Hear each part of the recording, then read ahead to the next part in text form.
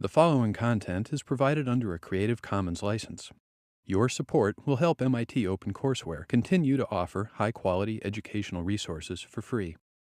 To make a donation or view additional materials from hundreds of MIT courses, visit MIT OpenCourseware at ocw.mit.edu. Okay, so today I'm going to sort of take a more empirical approach, and I feel like I've done a lot of theory in this class. So today I'm gonna play through the hands of an online tourney so that I played, and sort of show you the most interesting hands and show you exactly what I did. I don't think I'm going to finish the whole tourney today, but I'm going to go through the first part, and I'm only going to talk about a few theoretical concepts, but mostly just go through the hands. Okay, so it's a $55 buy-in tournament on Party Poker, and it's a fairly small field. So this is a tournament I played recently.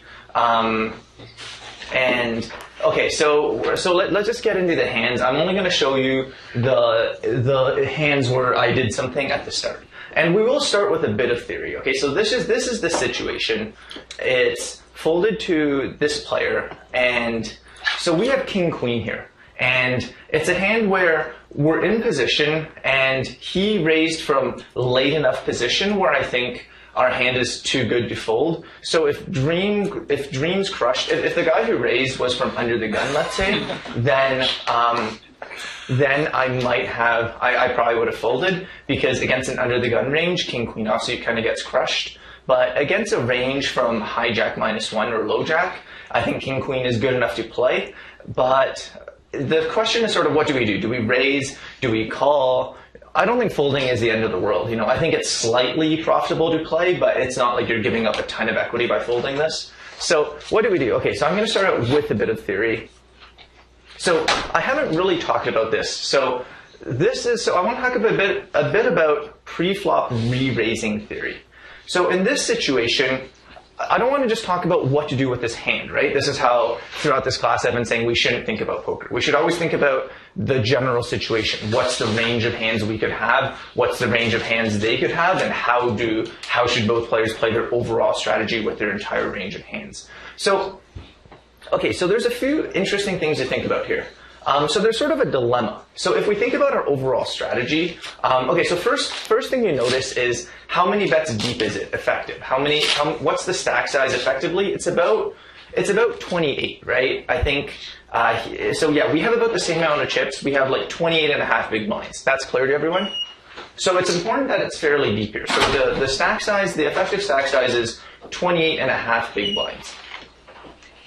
And so what's the issue? It's sometimes in this spot, we have a hand that's good enough implied odds to play in position, but it's not really like a good hand that we're trying to raise and make the pot bigger with. Like an example of this is like king jack suited, or like king queen off, I think is a good example too. It's a hand that's good enough to play, but not a hand that's good enough that we necessarily want to raise and make the pot bigger. On the other hand, sometimes we have a hand that you want to raise and hope you get on with, like aces. Right? So we have these sort of two types of hands that we want to play in this situation.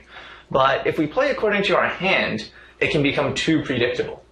Right? So this is like a somewhat intuitive strategy. So, you know, let's suppose this was our strategy. Let's suppose our strategy was with the best hands that we're hoping to get it all in with. Let's say in this spot, pocket tens plus an ace king. I think that's reasonable as the set of hands we're willing to and happy to go all in with.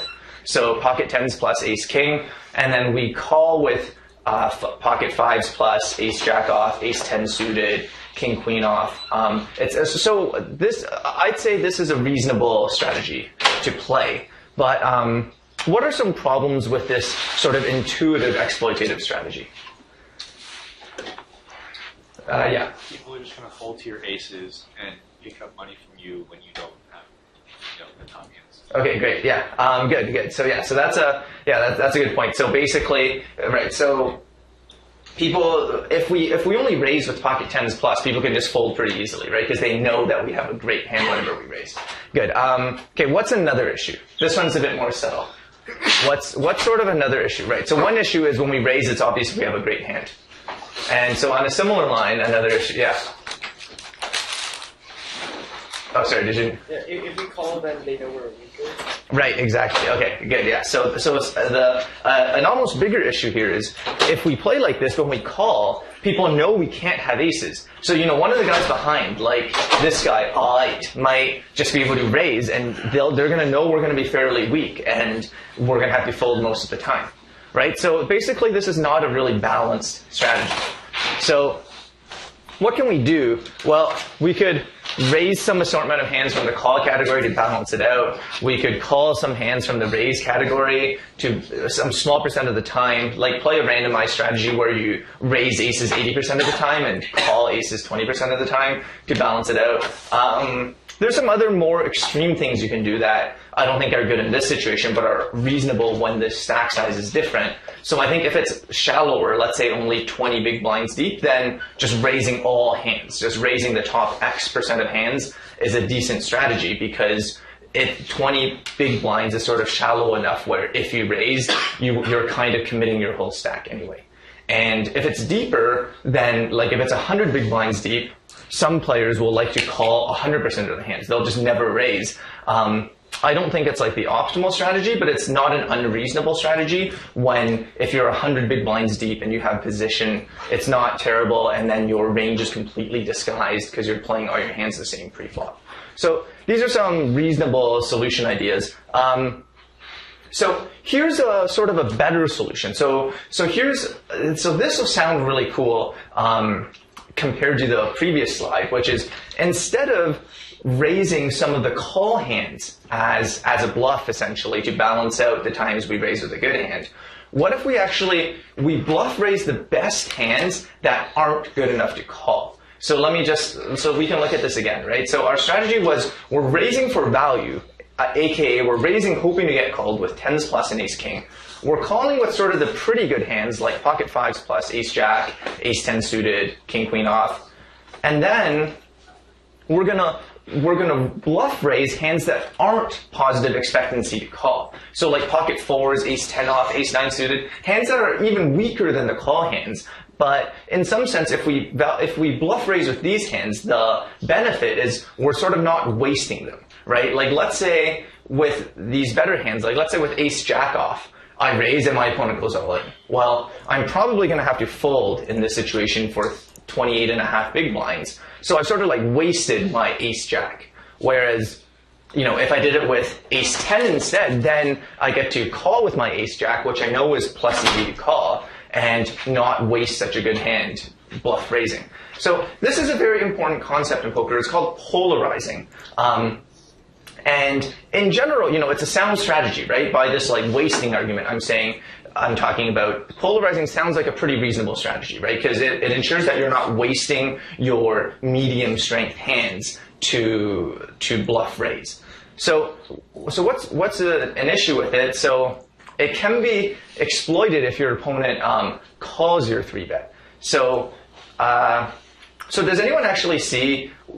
So let's say in this case, suppose this was my strategy. So I'm raising pocket tens plus and ace king, and I'm bluff raising the hands I listed here. Against it, okay, I'll give a $20 gift certificate to. So, like, what's a specific board, let's say, where someone can exploit my strategy if this was my specific strategy? This is just for illustration, but like, so look at my exact range, and can someone say sort of what's a very bad flop for my range? Yeah. It flops high cards because they'll be thinking your range is generally high cards, but those are a bit lower. Right. So if there's high cards, but we do have lots of aces and kings, right? Like if the flop comes like if there's an ace, then it's pretty good for our range, right?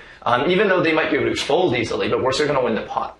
But what is like what's a specific issue? Yeah. About like 5, 6, 7, somewhere in between. Okay, good. So 5, 6, 7 is kind of bad for us, right? Because our range basically contains no 5s, no 6s, no 7s. But even 5, 6, 7, we still have like a bigger pair quite often. So what's like an even worse case? I argue that, yeah. High flush draw or a high straight draw? Yeah, but we can have those, right? We have ace-9 suited in our range. We have king-10 suited in our range. Something like a low pair, like 4, 4, 8. Yeah, we don't have 4s or 8s, but, you know, on those boards, like pocket jacks, even like ace-king high is a pretty good hand in pocket jacks. There's something very specific we're missing. I mean, this is just for this example, but, yeah. Maybe a pair of queens?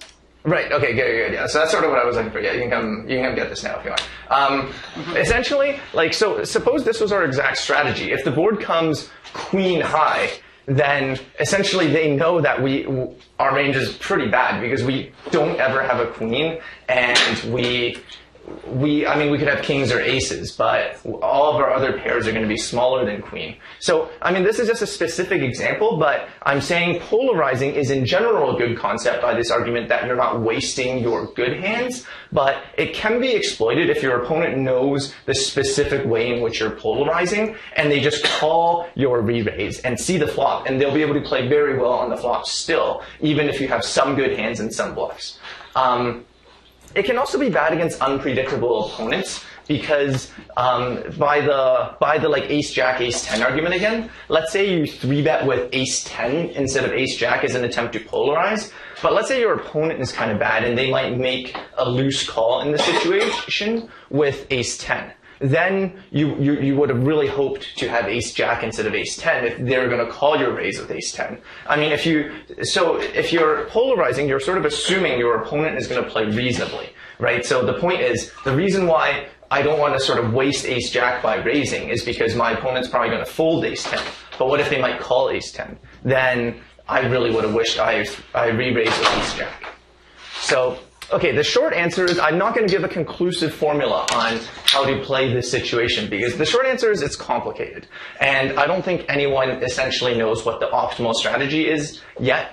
But in practice, I think just raising a mix of hands from the call category, mostly the offsuit hands which have worse implied odds, is pretty good as part of your like bluff raising range. And calling the best hands from the raise category, like aces, like trapping a small percent of the time, just calling aces maybe a fifth of the time, so that sometimes you have it when you call, so that people can't just re-raise when you call. And also raise some of the best hands that aren't plus EV to call. So polarize a bit. Essentially, the short answer is it's complicated, and you need to do a bit of everything with all sorts of hands. But I just wanted to sort of talk about how complicated this situation can be. All right, so let's get back to the hand. So what I decided to do here was, following the thing I said about re-raising with offsuit hands, I decided to raise here to 555, and so I think this is about the right sizing because we're making it about 2.5 times his raise, and essentially we're bluffing here. And our hand is good enough where it's not the end of the world if they call, because we have a lot of chances to hit top pair. And if we do, we're probably good because they're probably going all in with ace-king or ace-queen pre-flop. But essentially, we're bluffing. I'm definitely hoping he folds, and he does. So, okay, we take down the pot. Okay, so the very next hand, I actually just noticed this during when I was replaying through the hands. So I didn't notice this during the tournament, actually. But so what do you notice? We're actually in the exact same situation again, right? But we have different cards. So it's good that we thought about our overall strategy when we played that hand, because you will end up in the same situation again with different cards. So okay, so along the same lines, but at the time, I was probably playing like 15 tables or more, so I wasn't really paying attention. I probably didn't remember that I re-raised my opponent the hand before. But playing through this, it actually yielded a really good result, because what happened was they didn't believe my 3-bet the second time around, and they went all in with, pocket sevens. It's not a terrible hand, but it's definitely, I think, a weaker hand than they would usually go all in there with, but I guess they didn't believe my re-raise after the previous hand. So this also sort of illustrates the importance of, like you said, of sometimes having a bad hand when you re-raise, so that people will give you action when you do have a good hand like pocket jacks. Okay, so let's go on. And so I'm only playing through the hands that that I essentially played at the start of the tournament. So we doubled up. The starting stack was 3,000. We've got 6,000 now. We get ace queen, we raise, and we get called here. And here, this guy makes it, so this is a different player because we eliminated the guy who used to sit here. And they make it 755. And I decide to fold here. I think ace queen offsuit is just a bit too weak. I think going all in is, it wouldn't be terrible, but I think when we raised from fairly early position under the gun +1 and this hijack called, they're not going to be doing this as a bluff very often, and their re-raise to 755 I think usually commits them. It's not guaranteed that they're going to go all in if they're going to call us if we go all in, but I think most likely they will, and they're going to be ahead of our range. So I decided to fold. It's a fairly tight fold, so does this guy. Okay, so yeah, I'm just going to continue playing through my hands from the tournament. If you have any questions, just stop me and ask. Okay, so this is sort of a weird hand, and I actually think I played this hand quite terribly. So, okay, so this guy calls, which I said we should never do, but I guess he doesn't take my class. Okay, so we get queen 10 here, we check, we see a flop. So we flop 2 overcards, a backdoor flush draw, and a gutter straight draw. So I decided to lead into it, and so lead my draws out, hope he folds. He calls, and the turn is a 3. And then here, so this is where he decided to sucker bet me. So I talked about how, he should only be doing this if he doesn't respect me. Because, I mean, in this case, it's not a completely insignificant fraction of the pot. It's like 1/6. So he is actually getting some substantial payment into the pot, but it's still fairly small. And the main thing it does is it gives me an opportunity to check raise. But I'm not going to. I don't think they're going to fold often enough. There's a lot of draws they're going to call me with, and I'm going to have to bluff again on the river. So I decided to just call, which is reasonable. So this is where I think I played the hand poorly. So the river completes a lot of draws, but doesn't complete my hand. And I just check it down. I just check it, which at the time I didn't lead out because I thought, the fact that I only called the turn and suddenly decided to bet big on the river would probably get called. But I think it's just not a balanced way to play the hand, because plenty of times I will have clubs or I'll have jack 10 or something. I'll have a jack, and I will want to bet for value. And here, when I have a hand that essentially has no chance of winning the hand at showdown, like essentially I'm giving up the pot for sure if I check because my queen high will never be good, I should definitely be bluffing. So I didn't, which I regret, because I let him take down the pot with a pair of 3s. But yeah, I guess he kind of played that hand well. He called 8-3 suited, and I guess he made money from me because I didn't play very well from the big blind. Okay, so the next hand, we get king jack offsuit here. We open probably one of the weakest hands I'm opening from this position. I think probably in my recommendations, this is not in the list you should open from hijack -1, but I decided to open because I'm bored, I guess, and we get 3 callers. Okay, so the flop is 4-6-4 with 2 hearts. So I decided to continuation bet here. I think it's a fairly marginal spot. I think just giving up is okay.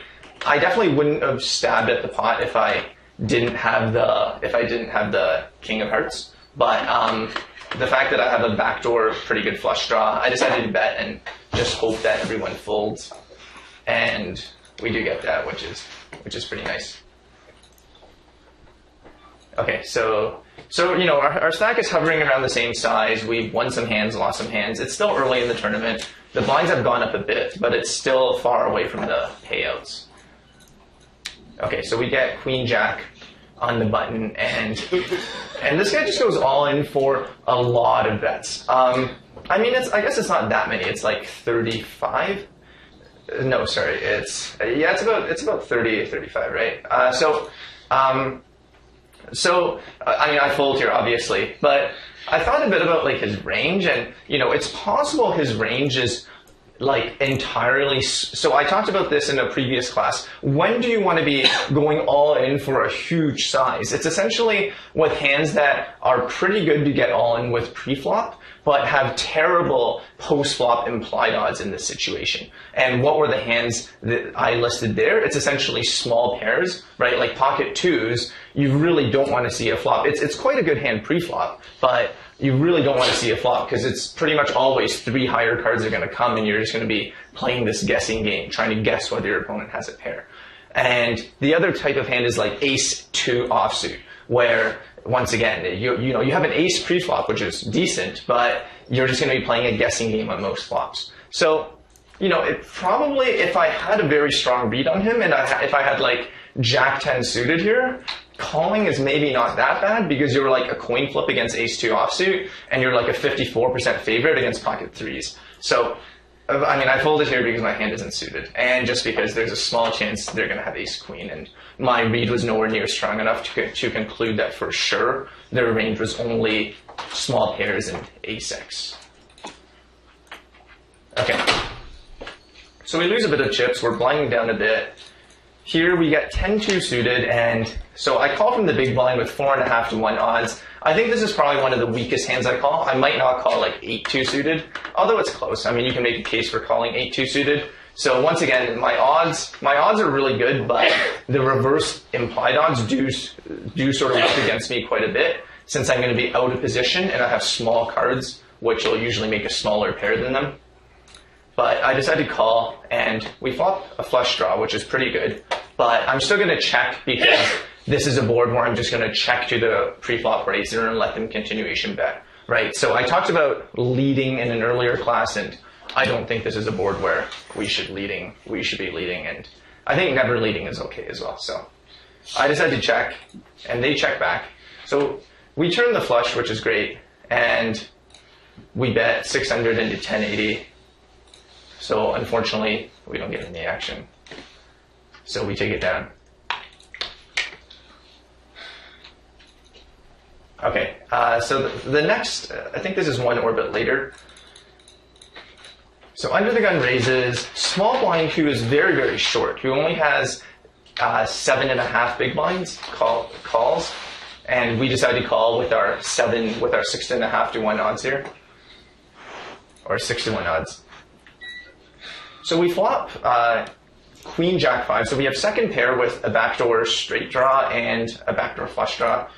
And the small blind goes all in for 1054 into 1380.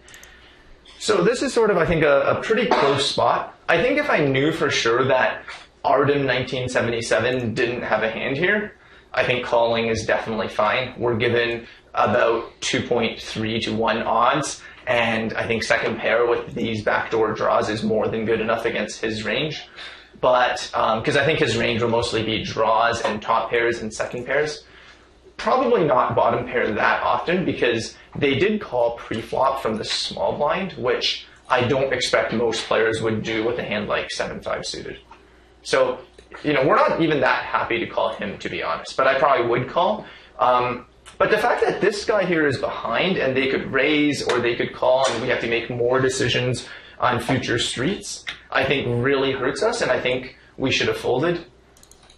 At the time, I decided to call, so I don't know why, but I don't think this is a good play. I think it's just too risky, essentially. It'll work most of the time, and because most of the time Artem will fold because they're going to see 2 players putting money in. But the times where they do have something, I'm going to have to fold, and it's going to suck. So we do call. They actually had the same hand as us, so it worked out well. I guess we sort of took a bad beat because we could have made a flush and they couldn't have, so we were technically ahead, but we get half the pot. Yeah.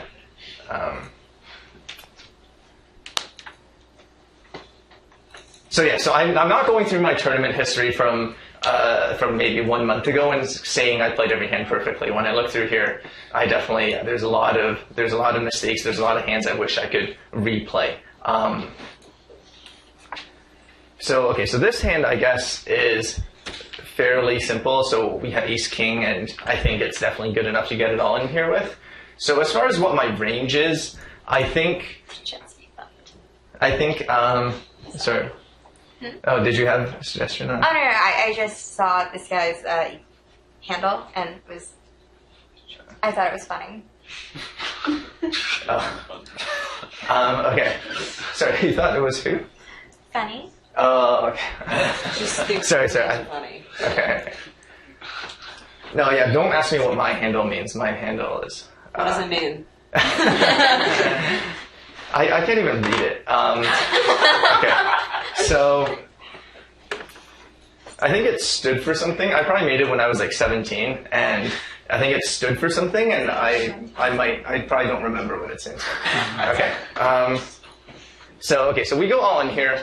So this is sort of a no-brainer hand, but let's stop and think a bit about what our range should be. So I think with ace king and pocket tens, I think it's fairly easy to get it all in. I think with ace queen suited, I would get it in. I think if I had ace queen offsuit, I would probably fold. Although with ace queen suited, actually, if this jet ski fund guy had as many chips as us, then maybe I would have folded. But the fact that we're actually not risking our entire 6250 against the two players who are in the pot is very relevant. Because, I mean, Artem covers us, and they could, in theory, pick up pocket aces, but it's much less likely for them to pick up pocket aces than this jet ski fund guy who's already in the pot. So the fact that they only have less than 20 big blinds as well helps our case a lot. So I would probably get it in with ace queen suited plus, and then pocket nines plus probably is what I'd get it in with here.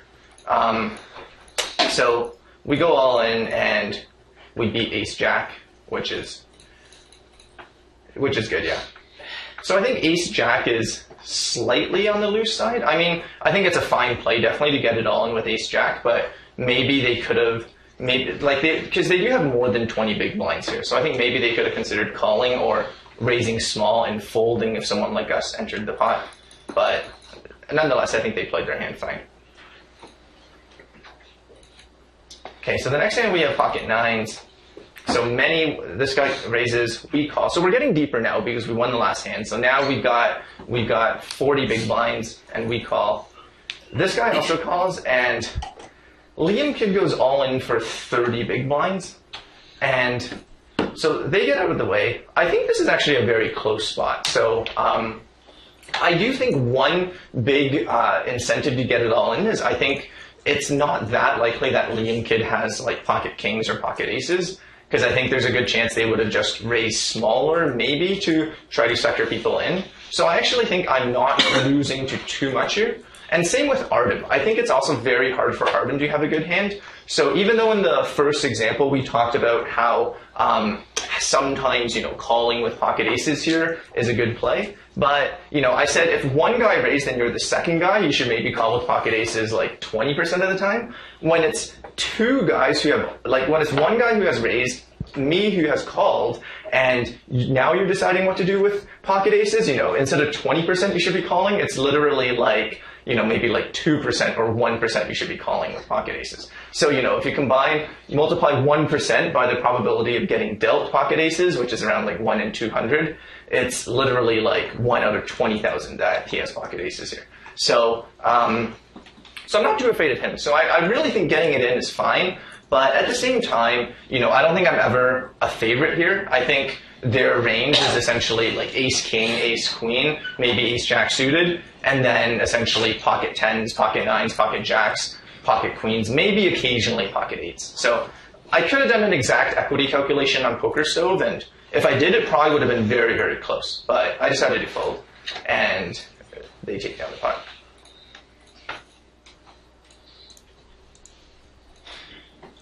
Okay, so the next hand we get ace jack. We raise from under the gun. This guy goes all in for 6 big blinds. We're basically committed here, even if we think he's crushing us.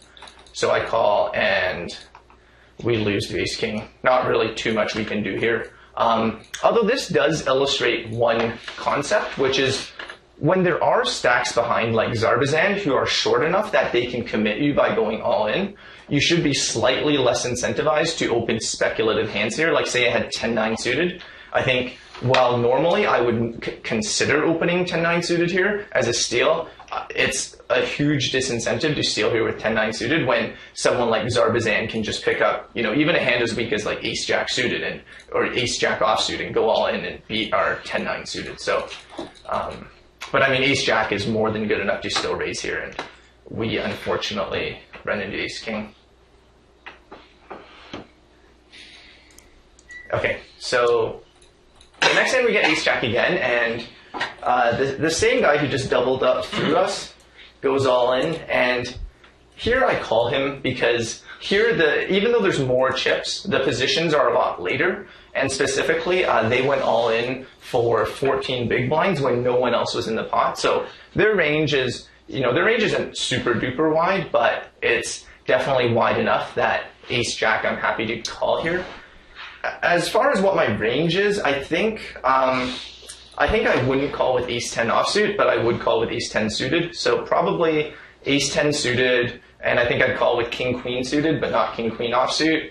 And the smallest pair I get it in with is probably pocket sixes, I think. Maybe pocket fives. Okay.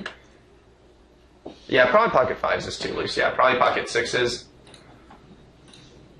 So we call. So unfortunately, we lose to king 10 suited. So he doubles up through us again, and we're kind of short now. I have a question. Yeah. On that last hand, why go all in yourself? Why not just call his all in? Oh, okay, good question. Yeah, so, yeah, this is a good question. So in this case, the two plays I'd say are fairly close to equivalent. Because, okay, so what's the difference, right? They're going to be the same almost always because check raise is just going to fold. Yeah.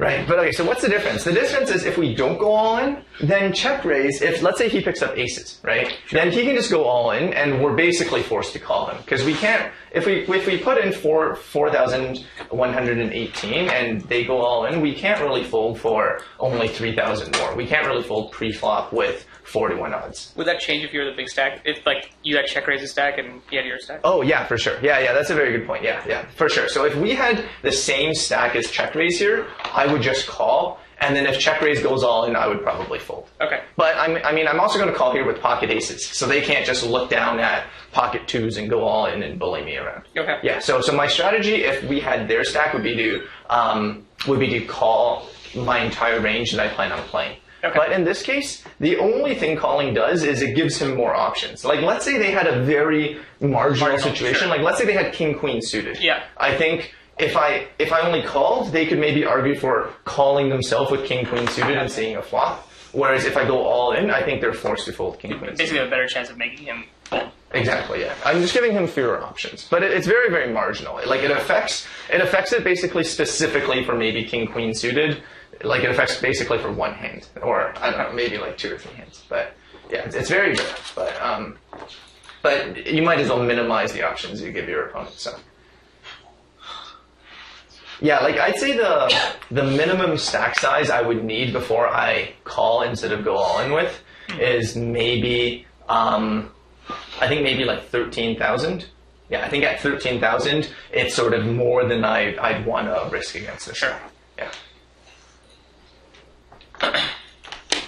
Okay, so now we're kind of short. So we blind down for a bit. We don't get cards, and when you don't get cards in a tournament, there's not really much you can do other than blind down, not like go all in with crap and just lose. So we blind down for a bit, but we're fortunate to pick up kings. So this is sort of a no-brainer. We go all in. There's no point trapping because they're guaranteed to call us, and we get called by ace-5, and we win, which is good. Okay, so the next hand we get 8-7 offsuit, and against a button raise, I think calling is fine. I think their range is just going to be wide enough where even though the reverse implied odds, once again, really don't work in our favor, we just have to sort of realize the equity from 4.5 to 1 odds, so I'm going to call. And so we flop nothing. I'm planning to just check fold. So I check, they check back. Turn is a 4. Once again, we have nothing. I could bluff here, but I figure, I'm not really looking to make a big bluff with this hand because I have no draw, no pair, there's no point. But I will probably look to make a bluff on the river if they also check, just because whenever you have like no chance of winning the pot, then and it's the river, then making a bluff is not unreasonable. But in this case, bluffing is kind of bad because with any club, they might just call me because any club is going to have some equity. So I check, they check back. The river's a 4th club, which is, I think, a pretty good card for me. Because, I can easily represent a small club. And if I did have a small club, I am definitely value betting. So, it's a pretty good card for me to bluff. And they're probably going to have to fold king high. So So I bet, and I don't think I have to bet fairly big. You know, I'm just looking for a size where they have to fold sometimes, and they'll have to pay me off sometimes when I have a small club. And so they raise me here, which is pretty weird. I still don't really have a good idea of what I think he has. I mean, I'm certain they have me beat. You know, so I just fold. Like, you know, we could think a bit about doing something crazy like go all in, but it would just be weird. I think it's unnecessary. You know, we got nothing, so I just fold. Yeah, I don't really know. Maybe they just had like a slow played flush. It's possible they had like a king high flush here, and they slow played the flop. They decided to slow play the turn again because the turn sort of didn't hit anybody. Yeah, I'm not sure. So I fold here. I mean, it's possible they just had a high club, but I feel like with a high club, they should have bet at some point to sort of just because a good flush draw just has enough equity. But nonetheless, I guess we'll never know. That's one benefit of calling. You get to find out what your opponent had. Okay, so the next hand we have Queen Jack. We've got 12 bets. I just go all in. 12 is around the cutoff of, right, like I said, 12 is sort of the cutoff where if you have 12 bets or less, instead of raising, just go all in. And that's what we do. So we get called, but, so this is actually a pretty sick board, yeah. So they flopped a full house, but we rivered a higher full house. It's sort of a waste because, you know, normally if this happens, you could win like 100 big blinds from them, probably. But instead we only won, how many? 8 big blinds. So it's sort of a waste, but whatever. Okay, so the next hand, we got pocket fives, and we raised to 1,000, and Liam Kid goes all in again, and you know it's irritating. But I think once again I have to fold. I don't have enough equity to call, like, given his range. Once again, it's a situation where it's a fairly big all-in, so you know I could maybe not put them on aces. Although, given that they've done this once, they're more likely to just do this with their entire range and play a strategy where they're just going on pre-flop a lot. So maybe they could have aces in their range, but nonetheless, regardless, I think it's not even that close. I just fold. Yeah, we don't really want to call in frustration because you saw what happened to the guy with pocket sevens when they ran into our pocket jacks in the earlier hand. Okay, so I'll take a short break there, and then I'll finish up the rest of the hands in like 2 minutes. Yeah. All right. Okay, so I'm gonna get started. Okay, so the next hand we get King 8 offsuit, and once again it's one of these situations where you know we're not thrilled to be calling, especially now that our odds are even a bit worse because they actually made it 2.25x, actually a bit more, like 2.35x instead of 2x. So against degenerated, but King 8 offsuit, 2 big cards. I think when we're sort of not that deep, the reverse implied odds don't work against us that much. So we call, and we get a good pre-flop. So we check because once again I'm checking my entire range. That's how I choose to play my strategy, and they bet. And so this is sort of, I think this is a somewhat close situation because I think there are some draws, right? There is a flush draw, and there are a bunch of straight draws if someone has Jack 10 or Queen Jack or Queen 10. So I do think there is a decent amount of incentive to just check raise all in, right? So in the second lecture, I showed you a bunch of examples where on boards like this, you can check raise all in with your good hands and check raise all in with your draws, and it's a pretty balanced strategy. Because when you have a good hand, you have a good hand, and when you have a draw, you have lots of outs when you get called.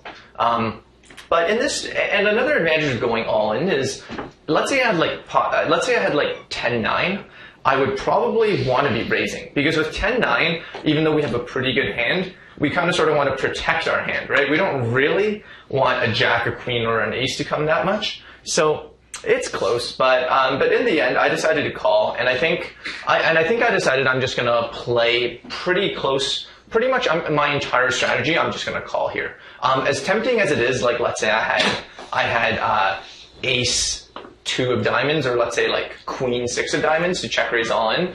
I think it's a board where you know it's already paired, and if I have a flush draw, I still have lots of opportunities to bluff on the river. And if I have a good hand, there's not that many outs, and especially when I have a king. So I'm just going to call and hope that the board comes out well, which I guess it does.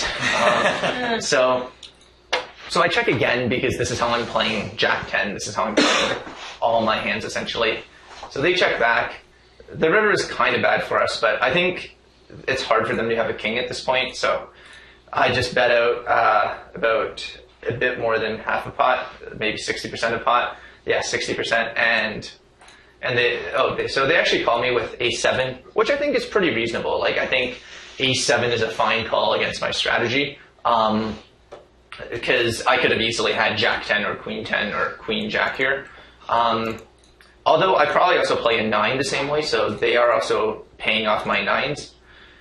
And so one good thing, actually, so this is one interesting thing to think about that's sort of advanced, but I think it's cool, is the fact that they have ace 7, I think makes their call a lot better than if they had, say, ace 10 or ace jack.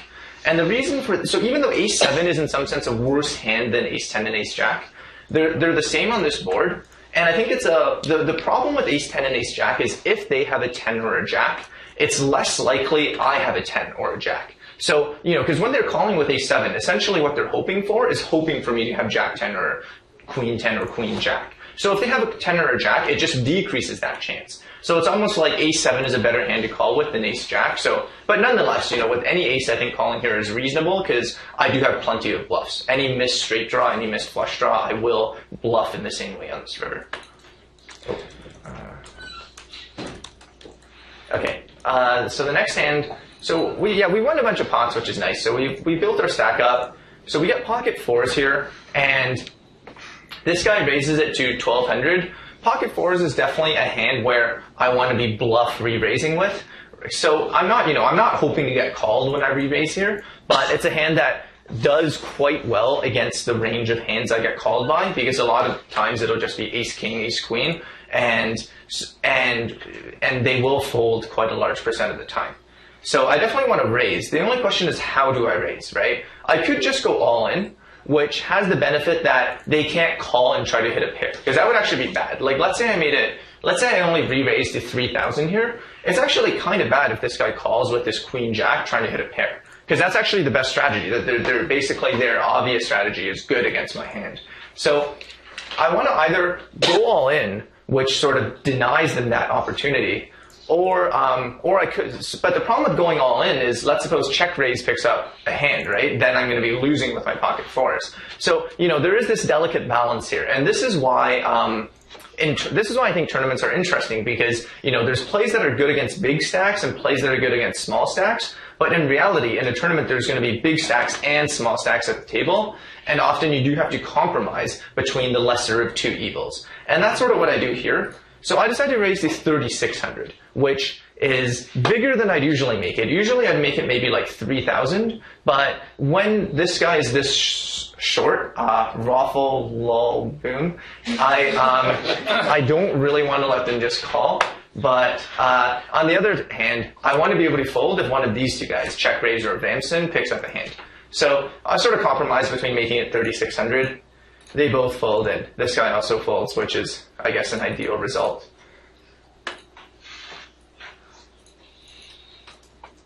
Okay, the next hand we have ace queen offsuit, and we make it 1,600. So I know I've said make it 2.25x, and I stand by that. I think that's a good strategy. I think at the time so once again, I'm probably still playing a lot of tables, and I'm kind of lazy, so I'm too lazy to type in like 1,800 manually, whereas the software defaults to just 2x. So I tend to just 2x, but I think it's probably not the theoretical optimal strategy. I would guess that the optimal thing to do is closer to 2.25x. So Vamson calls us in position. And, so immediately I could think of it like, what is their range? Because it's a spot where I expect them to go all in with most of their good hands. So the question is, are they trapping me? Or do they literally just always have a hand like Jack 10 suited, King Queen, or something like that? So immediately it's sort of an interesting spot, because I expect them to mostly be raising when they want to play their hand. Okay, so we flop 4, 10, 9.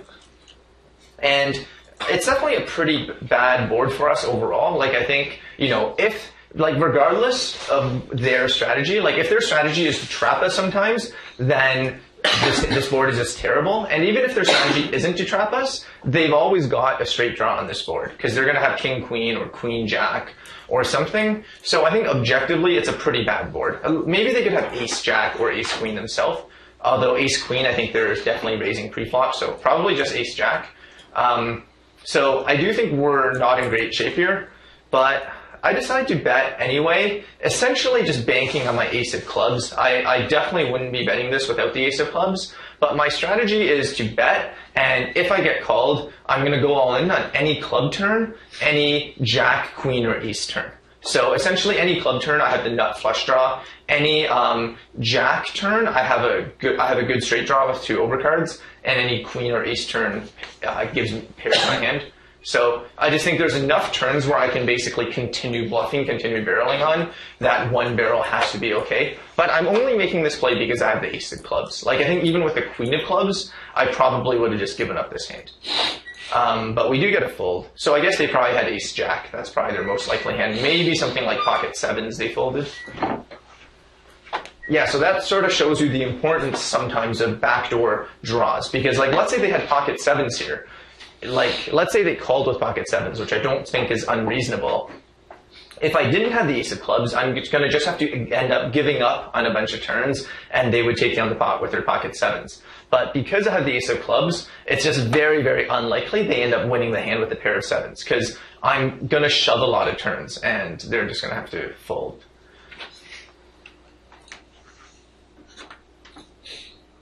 Okay, so the next hand we get queen jack again. And we raise here. And so this same guy, Bamson, they call, and we get a good flop.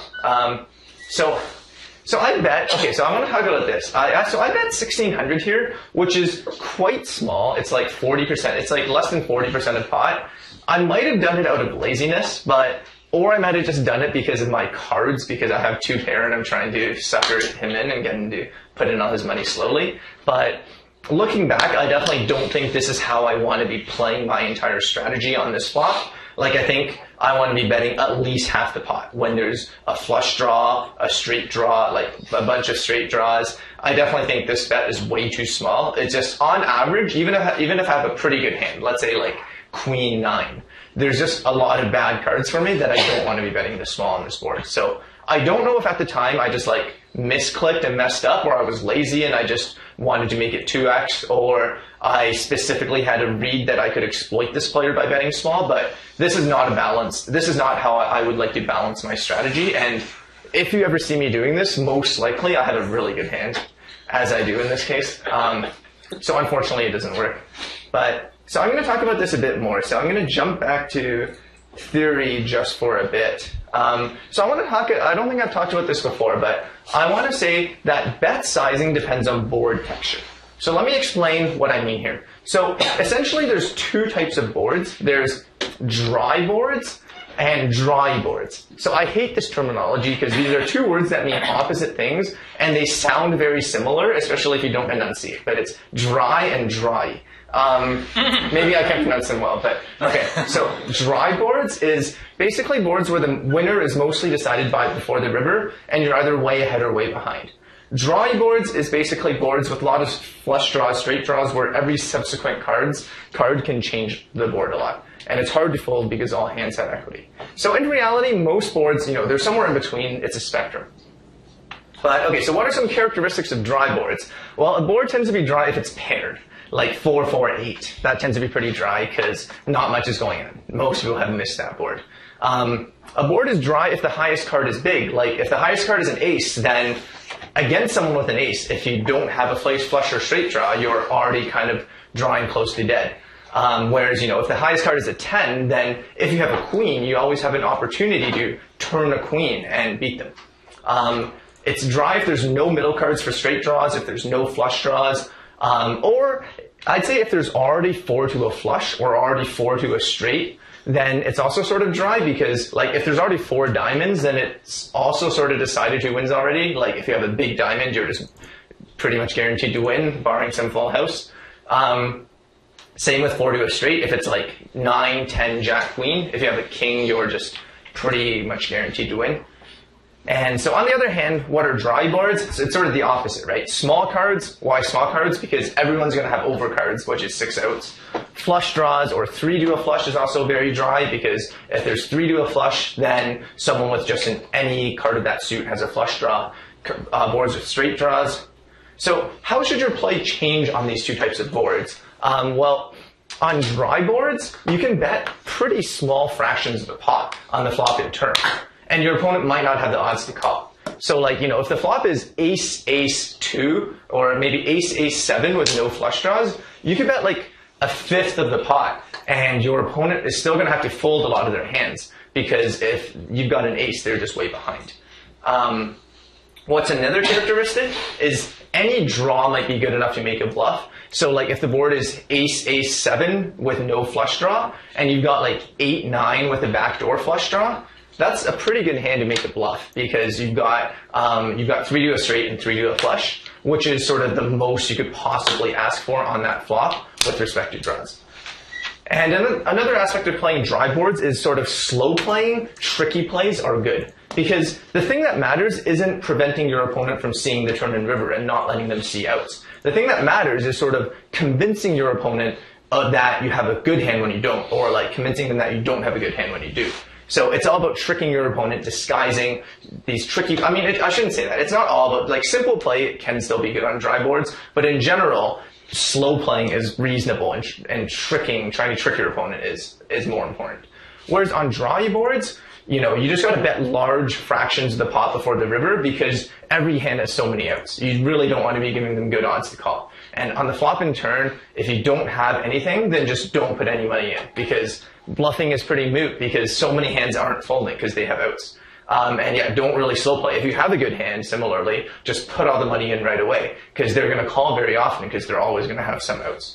So that's roughly how the play changes. Okay, so I'll come back to this. We'll see these hands in a bit. So coming back to this queen jack hand, the reason why I think my bet is too small is because I would consider this queen jack 3 with a flush draw to be a fairly dry board, fairly close to the dry end of the spectrum. And for that, and I said, you have to bet big fractions of the pot. And here I am betting close to a third of the pot on the flop. So I think it's just not a good strategy, but I take the pot down.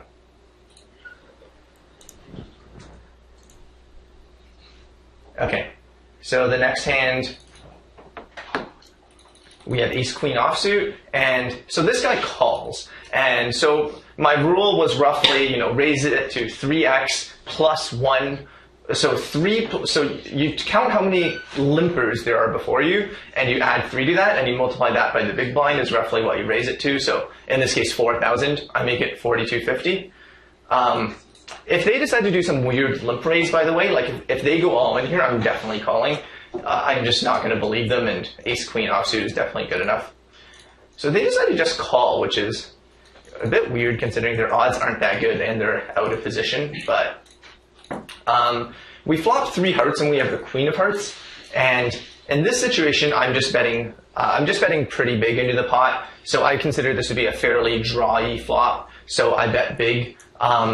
And so even though I'm in position, so position is sort of an incentive to maybe bet smaller, because you have position on later streets and you can control the betting better on later streets. But so this is a fairly big bet considering I'm in position, but I'm just happy to get it in here. So contrast this with an earlier hand. I think I also had ace queen, except I only had 3 to a flush, and I said it was very important that I had the ace of the suit. But here it's just very hard for me to be in terrible shape. Like in theory, they could have, I suppose, ace 9 with the ace of hearts. Like that hand would be crushing me, because I would be drawing to literally 3 outs to pair my queen. But it's just, there's not that many combinations, because it would involve an offsuit hand, which they're way less likely to have when they call me out of position. Or it would involve a hand like pocket kings with the king of hearts, which is also pretty unlikely, because they probably would have done some raising pre-flop. So I just think no matter what they have, I'm going to be in great shape here, and I just have more than enough outs to just gamble, and so they fold.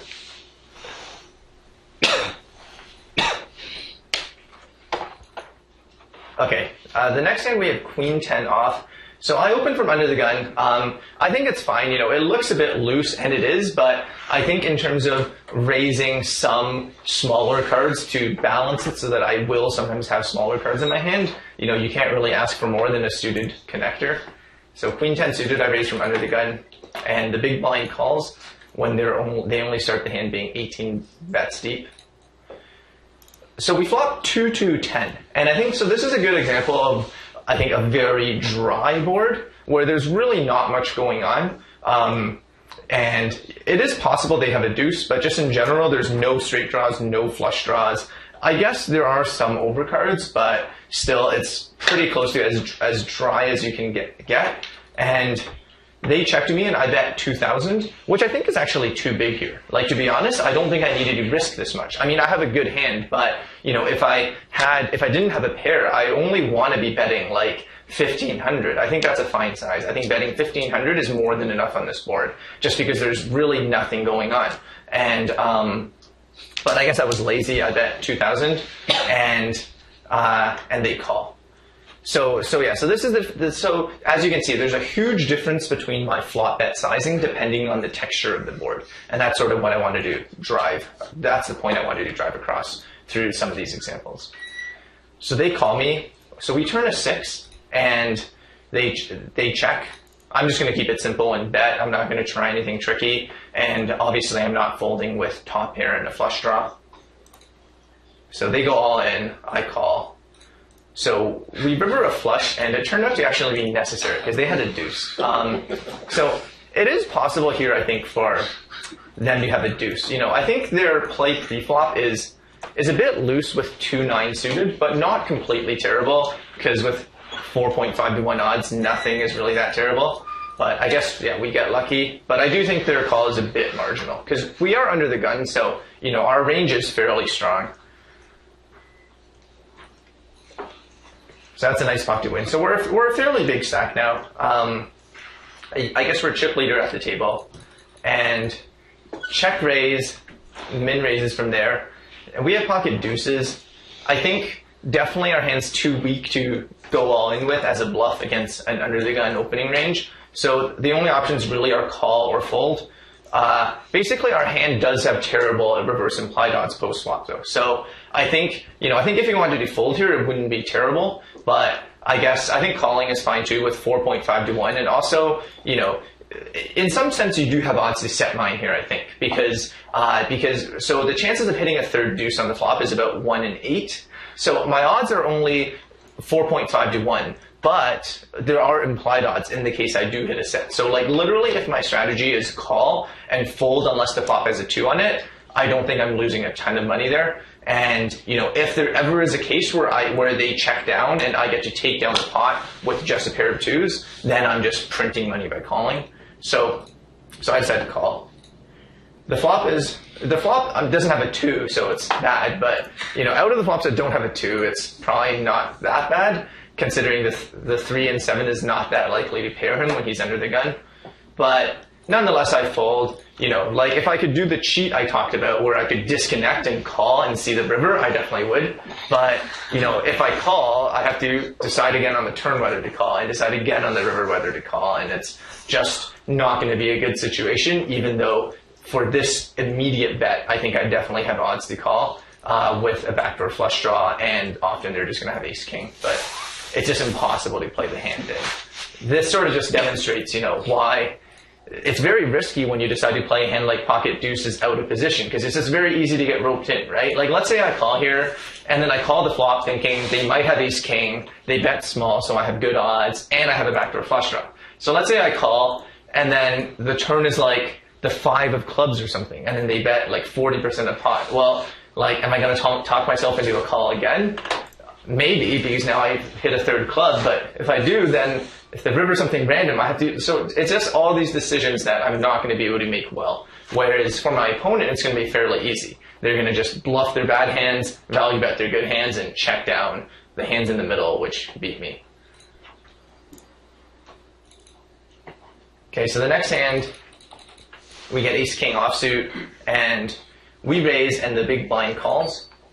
Flop is 9-2-7. So note that the big blind just got moved to the table, and they actually cover us. So they're probably one of the biggest stacks in the tournament. So they check to us. I decided to check back here, which I don't think is terrible, but I think is a bit of a scared play that I think I would have rather saw myself bet.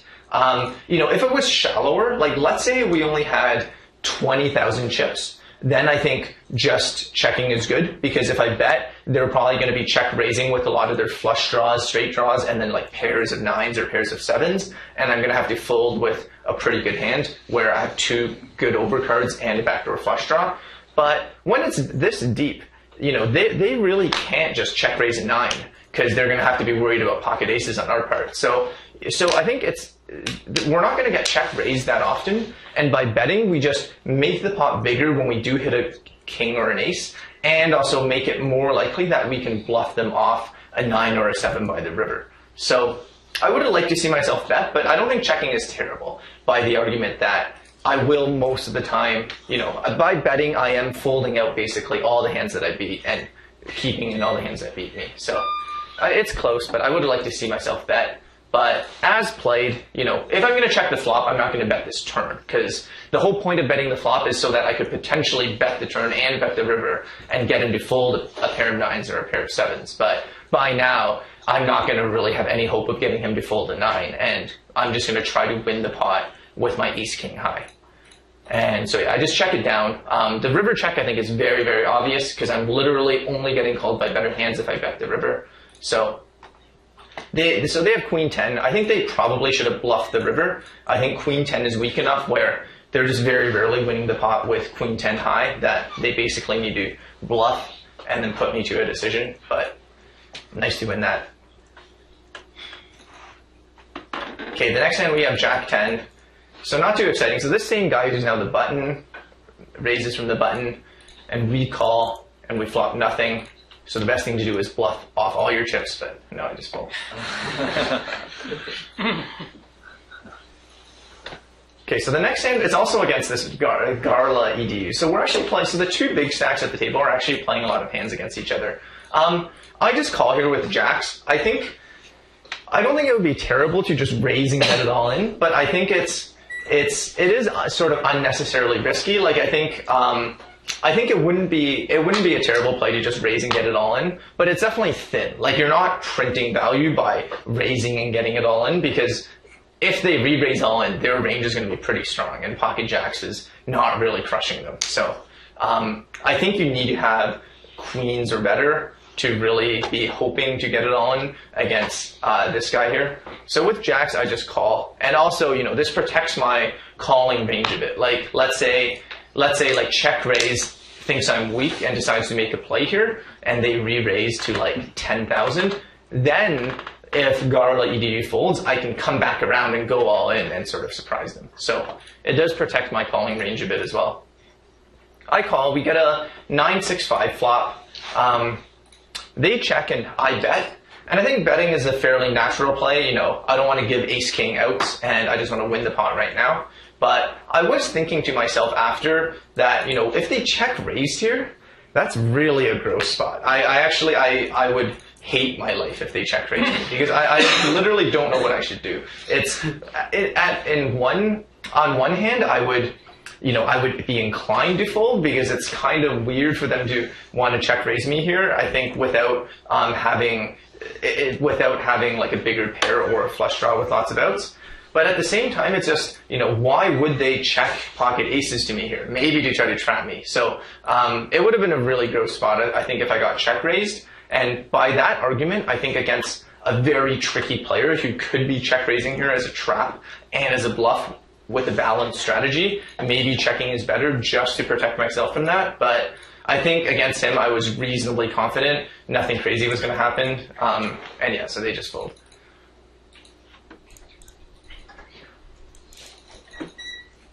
Okay, so it's against this guy again. I guess we're playing a lot of pots against the same player. I think it's getting fairly late into the tournament at this point. It's not a huge tournament, maybe like 80, 90 players, and it's probably down to like 20, 25 at this point.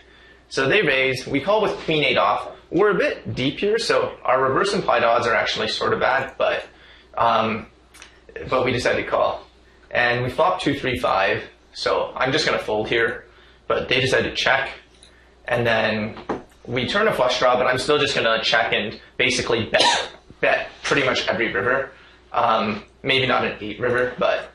So we river a 6, and I essentially bet as a bluff because our hand has no hope of winning if it gets to showdown. And it works this time. So yeah, we played a lot of pots against them, and it seems like they are fairly willing to just check and fold their hands, so not too aggressive. So I guess one thing to keep in mind is maybe we should get out of the way if we do see them raising.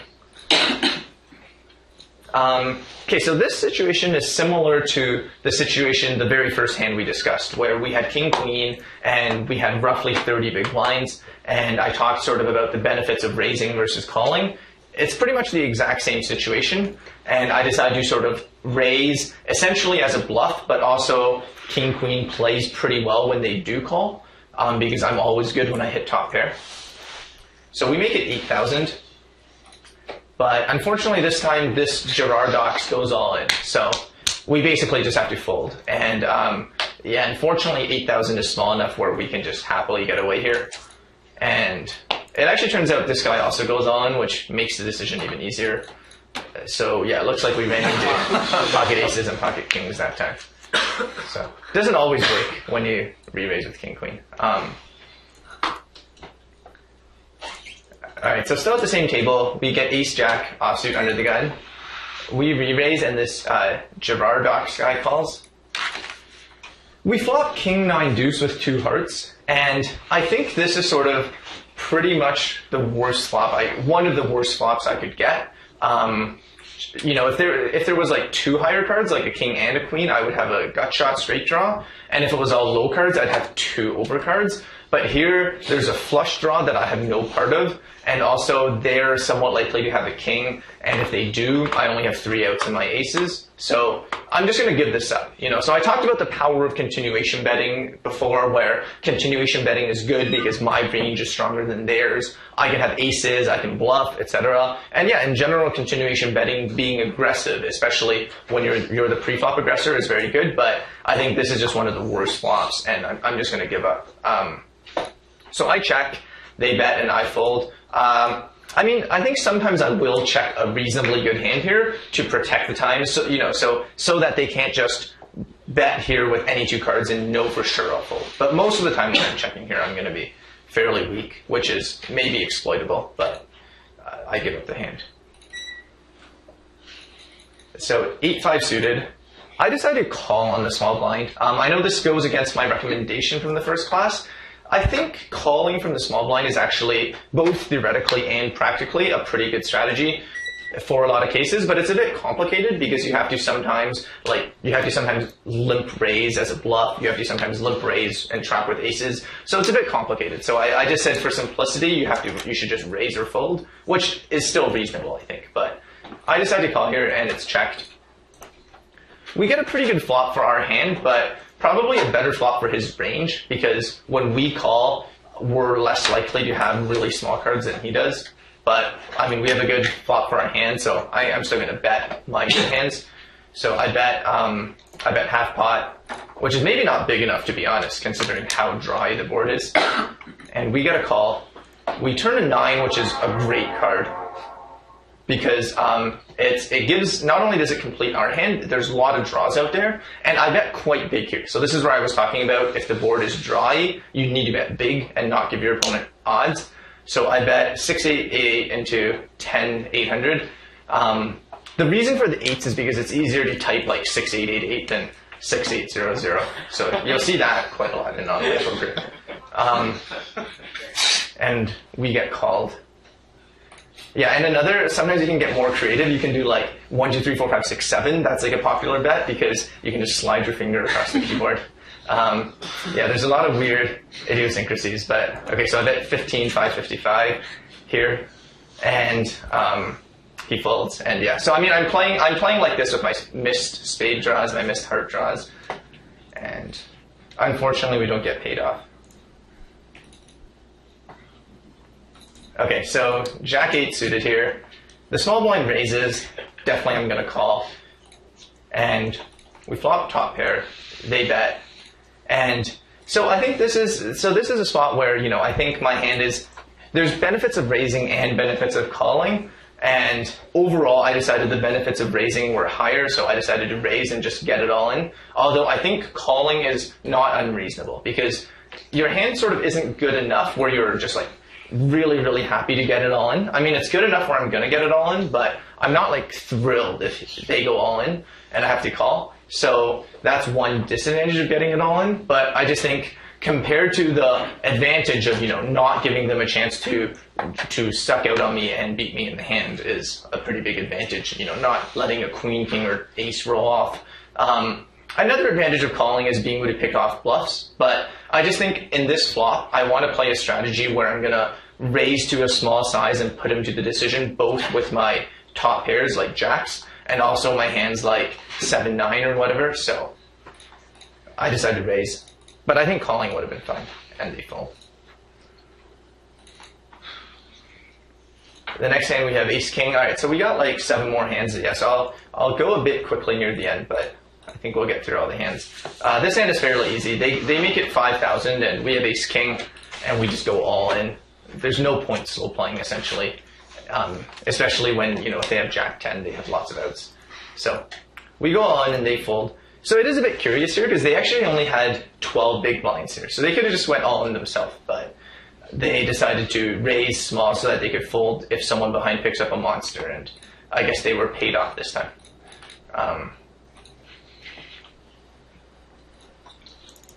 But yeah, like for this hand, like one disadvantage of their play, right? Like suppose we had king 2 suited, we would have folded if they went all in, but now we can call and see it flop. So, because we had ace king, then I guess they profited from not committing their whole stack. Okay, we have king jack offsuit. We make it 6,000, and this guy goes all in. I fold here. I think it's not that close. I think with king jack suited it's close, but I'd still fold with king jack suited. I'd probably call with ace jack offsuit plus. I would probably call with ace 10 suited, and I'd call with king queen suited and probably king queen offsuit as well. In this case, so in the last class I said being suited is very important when you're behind, but when you're potentially ahead, just having a slightly better hand is very important. So I think in this situation, I would fold king jack suited, but call with king queen offsuit, because a decent part of his range is hands like king jack and king queen. So okay, here I have king queen and degenerated. So for some reason, I love making this play with king queen. It's actually not that unfounded. It's just a good hand to bluff with that at the same time sort of protects your range in the case that he calls. And also, your hand doesn't play that well if you just call, because you're not suited. So it really is king. I mean, in this tournament, we've happened to been dealt king queen a lot and gotten into situations where we can re-raise bluff people, but it really is my favorite hand to do this with. So it might even be too predictable because I just always have king queen whenever I do this. But we do take it down here. Okay, ace jack offsuit. This guy, so this degenerated guy who we just at this point, it's probably late enough in the tournament. I am paying attention and I am aware that I just re-raised this guy 3 hands earlier. So they make a big raise here to 9,000, and I call with ace jack, which I regret quite a bit. I think it's just too weak a hand to play, and if I'm gonna play it, I think I should just go all in and try to win the hand pre-flop. This is, even though I'm in position, I think it's just gonna be hard to play. You know, even when I hit an ace or a jack, I'm still gonna quite often be behind, and if I don't hit an ace or a jack, I'm pretty much always just gonna have to fold. And that's basically what happens. So I don't know why I just gave away 9,000 chips there, but okay. So queen jack suited, I just go all in from the small blind because so even though we have 15 big blinds, which is more than 12, I said last class that from the small blind, you're really, really, really incentivized to go all in, because if you don't, then the other guy has position. Whereas like from the button, if you just raise, the big blind calls, you have position. So I go all in, queen jack suited is more than good enough, and we get a fold. And the next hand, okay, so this is actually a great illustration. The very next hand, we get queen jack off, and we just raise from this button. And it's exactly the reason I said, because we have position. So we don't mind if the pot gets played post-flop. So the small blind goes all in, and note that they're actually fairly short here. They only have 14 big blinds to start the hand. So I would have easily called with queen jack suited. Even with queen jack off, I'm not certain that folding is a better play than calling. It's just your odds are basically good enough here, and their range will be fairly loose when I raise from the button, because they're going to think I don't have much when I raise from the button. So it's quite possible calling here would have been the right play. It's very close. I think I would have definitely called with ace-9 offsuit. I would have definitely called with king-10 offsuit. Yeah, it's pretty close. I decided to fold. Maybe I also knew that they were kind of tight. Normally when I play, but I'm not showing here, is I have like statistics on every player of like overall the hands, what percent of the time they raised, what percent they folded. So I have a rough idea while I'm playing of how tight everyone is, and maybe I just knew he was tight. Actually, let me see if I can turn it back on here. Yeah, let me see. That might be why. So at this, okay, so these numbers, actually he's fairly loose. Yeah, I'm not sure why I folded. So this 10.7 is his re-raise percentage, and what this says is 10.7% of the time he could have re-raised, he re-raised. It's only over a sample of 187 hands, but yeah, I think it's definitely looser than average. Although it's a bit biased because we're playing at a 5-handed table. Nonetheless, it's close. I think calling probably would have been okay, but I folded. Let me turn this off. It's quite annoying. Okay, so this is near the final table now. This is, I think, the second final table. There's maybe like 11 or 12 left. And I'm just going to show you the final hands before the final table. So this hand is a no-brainer. We go all in, and fortunately we hold against pocket twos. So, okay, so the very last hand, also fairly no-brainer. This guy goes all in. So yeah, poker is easy if you just get dealt pocket jacks, pocket aces all the time. So we win this one. Okay, so this is the last hand before the final table. So in a future class, not the Friday class because Jennifer Shahade is speaking, but in a future class I'll go through the final table, and I'll maybe also go through all the hands, not just the hands where I got in a big pot. So let me just quickly go back to the slides. Right, so I really only talked about two concepts in this class. It was this drawy versus dry boards. So try to remember that while you guys are playing. Changing your bet sizing depending on the board texture. And also this pre-flop re-raising strategy. Even though I didn't give you a conclusion here on what to re-raise with, I sort of gave you some rough guidelines and the advantages and disadvantages of each play. And yeah, okay, cool. So that's it. Come on Friday's class. It should be really exciting. Jennifer Shahade, she'll probably talk a bit about chess as well, but I'll convince her not to talk too much about chess when it's a poker class. But thanks, guys.